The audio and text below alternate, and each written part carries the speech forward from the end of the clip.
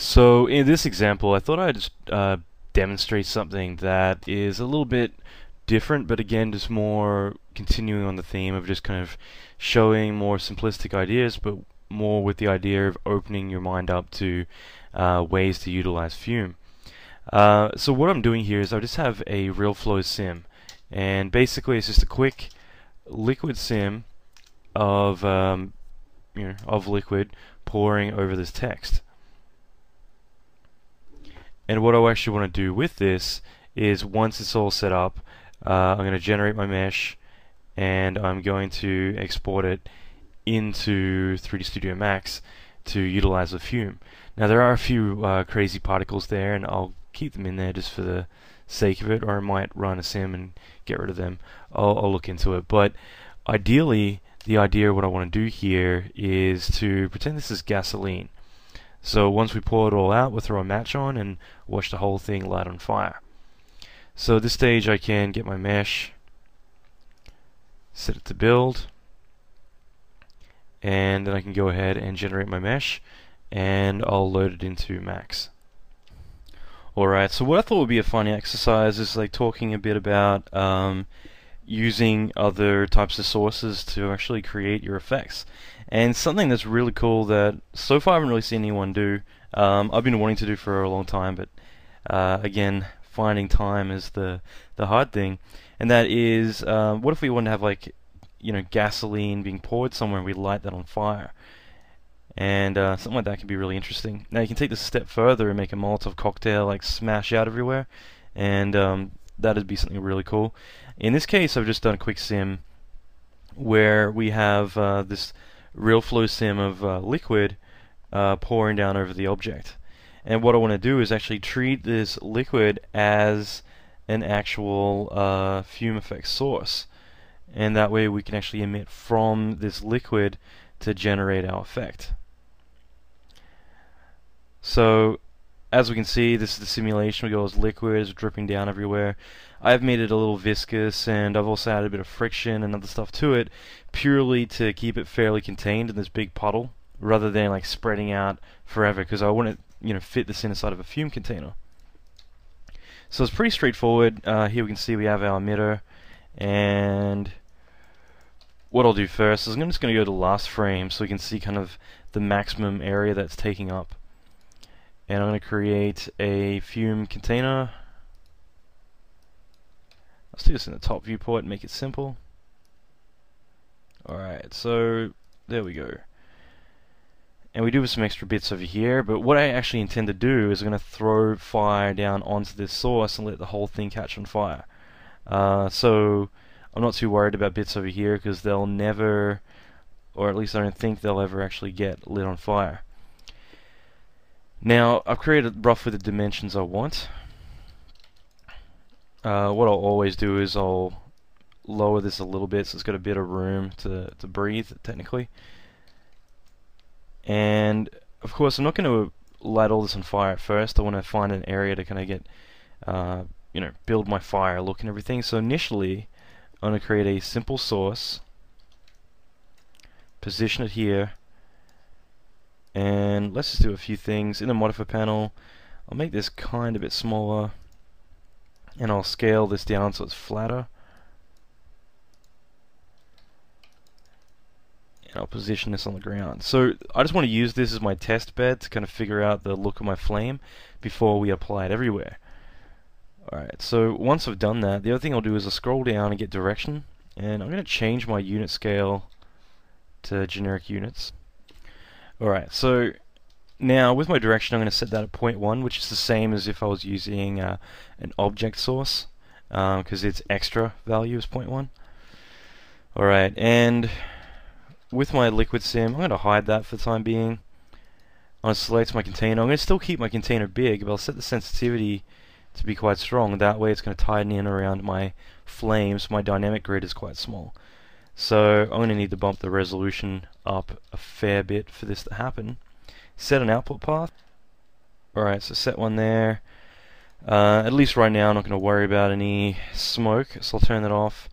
I'm going to punch in some magic values. Again, these are random. It's just, usually the kind of values I'd start with.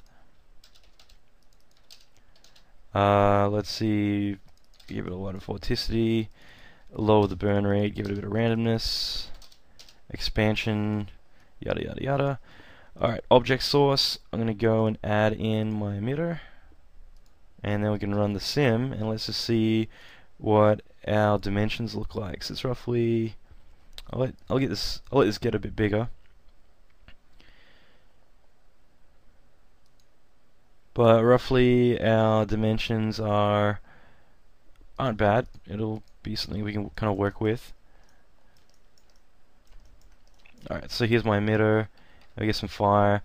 Okay, so the other thing is, looking at this, I can tell my turbulence is way too big. So set this 0.2. Set this a bit bigger. I'll set the frames to phase a bit longer. I might change that.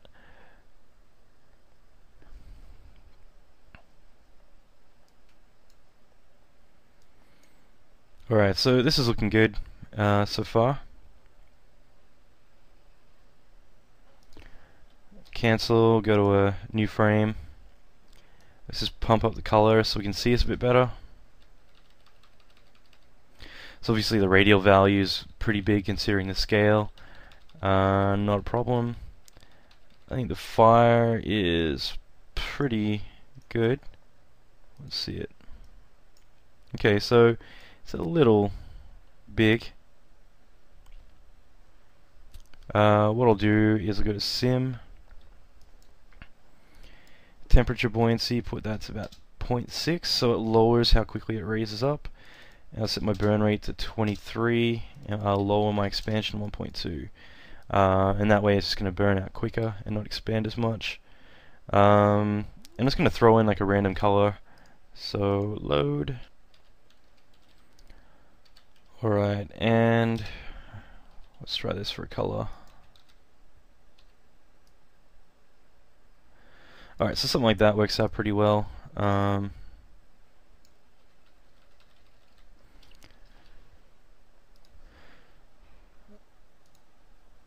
Also, my time scale 1.1, and let's just run another sim just to simulate what I'm going to be looking at. I'll get my radial values. I'm going to bring these down as well. I don't really need any object because it's not moving, but this way at least it's not going to like spray out everywhere. I'm going to get more of an accurate flame. It's still fairly tall.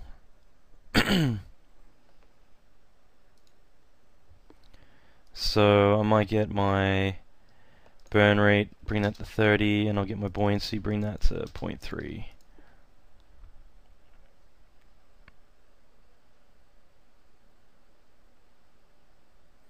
Alright, so I'll bring my buoyancy to 0.6. I'm just playing with these values, but what I'll do is I'll bring that back to where it was. We'll get my directional, I'll bring that lower, so that way it doesn't have as much of an initial force, but it will raise up fairly high.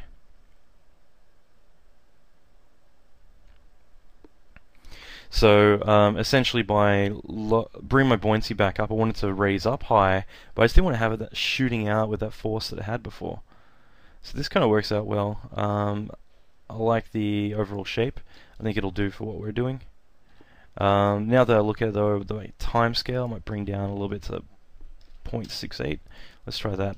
But everything else I think it looks really cool. So maybe a bit more turbulence, but overall that's all good. So that was just quickly setting up the look of my flame. Now the next step will be getting this to work with RealFlow. So this is pretty straightforward. I'm just going to go into helpers, object source, drag this out to the viewport. Now let's unhide and select our mesh. Alright, so now that's loaded. I'm going to get my emitter and I'm just going to change my scale back to 100. Alright, so that we have that circle. And just to test this out, I'm going to initially have this here. I'm going to get my object source and I'm going to tell this to emit fuel. And we'll give the velocity about 0.3 in the direction 0.05, which was our directional before. So the object, we do want it to inherit it, we just don't want to do it too much right now. Or